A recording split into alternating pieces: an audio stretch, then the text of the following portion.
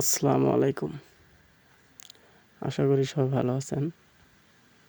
আমিও ভালো আছি আপনাদের দোয়ায়।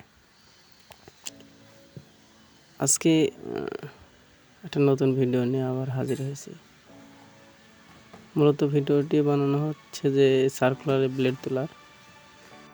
ব্লেড মানে আমার ওইটা কাটার ব্লেড, ওটাতে লোহা লাগার কারণে ব্লেডটাতে সমস্যা দেখাচ্ছে। এই কারণে ব্লেডটি চেঞ্জ করা লাগতেছে। তো এই যে ব্লেডটা, এই ব্লেডটা হলো আমার বোট কাটার ব্লেড। তো এখন তো ধার দিতে লাগলে অনেক সময়ের প্রয়োজন, এর জন্য ইমার্জেন্সিভাবে এটা নিচ্ছি। তো আমি বাধ্য হয়ে এই ব্লেডটা তুলছি। এটা দিয়ে কাটা একটু ঝামেলাই হয়, বোট কাটার জন্য অনেকটাই ভালো। এই দেখুন, ওইটা হলো কাটার, খুললাম এইমাত্র।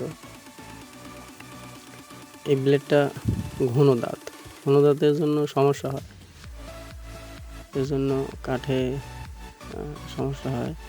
সেই কারণে ওই ব্লেডটা সবচেয়ে বেশি ভালো। ব্লেডটার লোহা লেগেছে, দেখুন এই যে দাঁত, এই দেখুন এই মাথাগুলো ফলো করুন, এই মাথায় লোহা লাগছে। মূলত এই কারণেই কাটতেছে না, চাপ দিয়ে ধরতেছে, মানে হালকা একটু বেঁধে গেলে কালো হয়ে আসছে। আর এইটা হলো বোট কাটার ব্লেড। দেখি বোট কাটার ব্লেডটা দিয়ে কিরকম কাট। এখন বাধ্য হয়ে তুলতেছি, কারণ ওইটা সমস্যা হয়েছে। এই কারণে ওয়াশারটা খুব ছোট, ওয়াশারটা মাঝখানে বসাতে টাইট দিচ্ছি। একটু ভালো করে টাইট দিয়ে নিচ্ছি যাতে ব্লেডটা সমস্যা না হয়।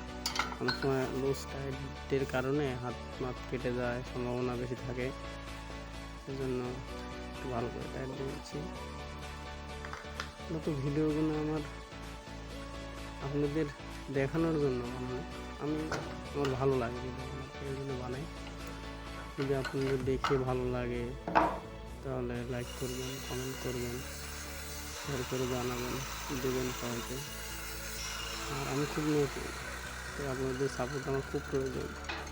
সাপোর্ট করবেন, ভালো থাকবেন।